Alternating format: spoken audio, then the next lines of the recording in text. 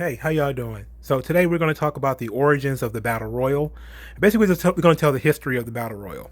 And a lot of this information is going to come from the John S. Nash two-part article from Cage Side Seats. I will put that in the description. I'll also put some videos in the description. I'll tell you basically when those videos are.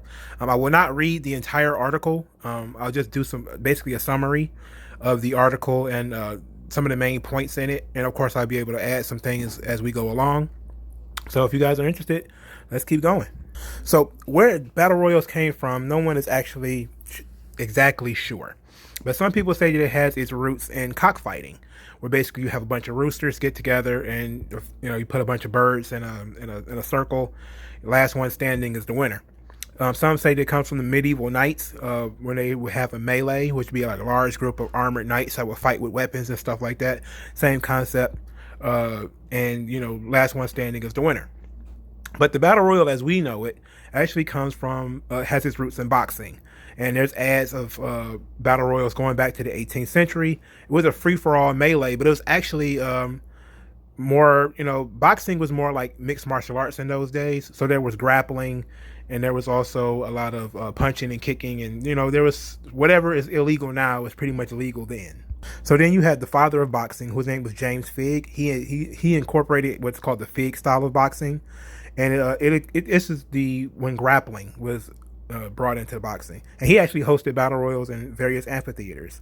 And then in 1743, Jack Broughton, who introduced the Broughton rules of boxing, which made boxing stand up only, and forbid attacks below the waist. He also participated in a lot of battle royals. But near the end of the 18th century, the battle royal was considered too barbaric for England and the United Kingdom, so people pretty much got rid of it.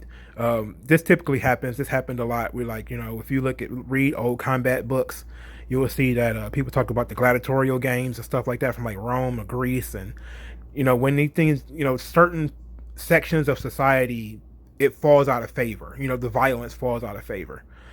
We can go through some of that stuff too one day, but I can go through maybe the book, I believe it was Ringside, that I was reading.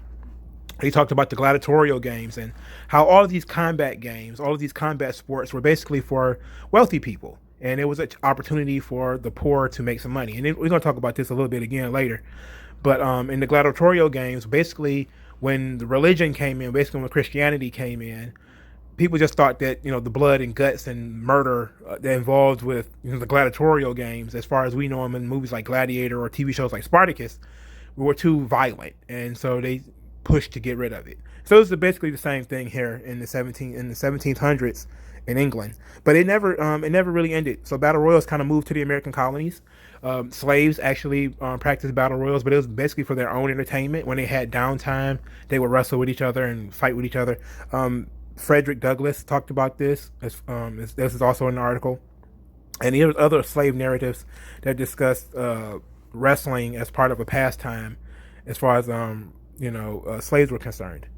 So after the Civil War, the Marquess of Queensberry rules were introduced, which brought gloves into boxing. So sometimes in battle royals, people will be blindfolded. Sometimes they will have one arm tied behind their back. Sometimes both in these situations. And this is where you had all of the participants in the battle royals would be black, and battle royals were used as a preliminary fighting.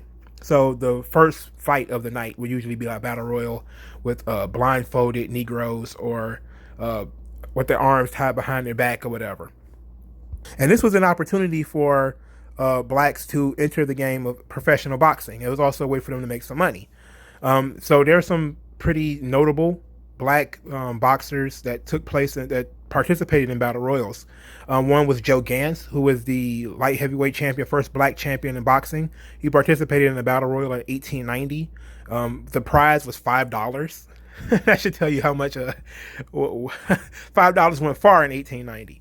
Another one was Jack Johnson, who was actually the first black heavyweight champion. He participated, I should say, in a 6-man gloves on battle royal in Springfield, Illinois. Bojack, who was born Sidney Walker, another black lightweight champion, knocked out his own brother in a 6-man battle royal in the 1930s. And and he went professional in Georgia. James Brown also participated in a battle royal. The James Brown, the singer James Brown, I'm Black and I'm Proud James Brown, also in his autobiography talked about participating in battle royals. So at the Springfield Battle Royal, March 30th, 1914, there was 5 Negroes stripped to the waist. The winner was the last man standing. The first place winner won $4. The second place winner, $2. The third place winner, $1. And these battle royals started to get they were barbaric, of course, and people said they were racist. So they started, they kind of started banning them. And they were banned in New York in 1911 by the New York State Athletic Commission. A lot of northern states banned battle royals, so you started seeing from this point forward, you started seeing battle royals take place mostly in the South and mostly in the West. So and if you read some of the newspaper articles, which I didn't just read John Nash's article and then just spit out what he said. I actually went through the articles as well. And one of them from Florida, it was the New Moon Theater, 5 Duskies in an all-Negro boxing program, January the 20th, 1933. It was, how many people was in this battle royal? It didn't say. Oh yeah, 5. Shit, what the hell am I talking about? So, there was also a lot of different other boxing battle royals. There was Salt Lake City, Utah had a very rare battle royal. We saw 3 black boys and 3 white boys in a battle royal in 1939. There was a children's boxing battle royal where you had small children that were blindfolded and they were all white and they wore gloves. It was in 1939. That video will also be in the comments, in the description. But wrestling promoters picked up the battle royal in about 1934 with Johnny McGee in Lewiston, Maine. He had a 4-man battle royal as the main event. Then the next one would be these are wrestling now, because again they were banned in up north, and now they're more pro wrestling.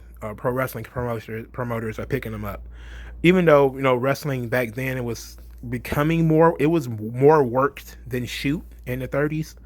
But there was still probably a little bit of a reality involved in these joints. But Herb Owen out of Eugene, Oregon in 1936 had a 6-man battle royal. And then you get into some of the sillier battle royals. And this is kind of where we're going to ebb out a little bit. Because Lake Worth, Florida has, a couple of films. And they are absolutely ridiculous. And they'll be in the comments. They'll be in the description. One of them is... Well, first starters, they had a battle royal in 1937. That video will be in the description. I forget how many people is in it. Then they had the pretty silly battle royals. They had a tomato wrestling battle royal, which is the most carny shit I have ever laid eyes on. It is 5-man battle royal with 2 referees. I believe it was 2 referees, all white men, and the ring was filled with tomatoes. It's quite simply some of the dumbest shit I've ever seen. Like it's quite frankly really dumb, but you can watch it for yourself in the description. They had another one that was the snow-packed wrestling ring battle royal, which is a ring filled with snow. So those. One of the earliest women's battle royals I was able to find was in 1953. This featured 5 women. It was in Daytona Beach, Florida. But I'm not so sure if women's battle royals were before that, but that's the earliest one I could find. But that's the history of the battle royal. The battle royal started as boxing exhibitions, and they became over time its own entity that was accepted by pro wrestling. And of course, it evolved into what we know as, things like the Royal Rumble and World War III or the Casino Battle Royal in AEW. Just about every promotion has their own incarnation of the Battle Royal. And it's a really beloved event. Everybody loves Battle Royals for the most part. And they've always there's been Battle Royals with different spins on them and different things like that. But at least none of them feature people wrestling in tomatoes or snow, right? So, but that's it. That's the history of the Battle Royal. Thank you guys for listening. Like this video, share the video, subscribe to the channel. And as far as citations are concerned, I'm going to put the John S. Nash article in the description. He has a lot of citations in, as far as hyperlinks in the article. So if you want to read like individual newspaper articles, you can go through and read those. I will post the tomato wrestling match and the snow packed wrestling match, and if I can find the children's battle royal, I'll also put that in the description. And so you'll be able to see these absurd realities for yourself. And That's about it. Oh yeah, and the artwork. The artwork is from in the Invisible Man. It's by an artist whose name I forget his name right now. But the artwork that's on the placard, it would be a link to his website in the description. So thank you guys for listening. Like the video, share the video, subscribe to the channel, and I'll talk to you guys later.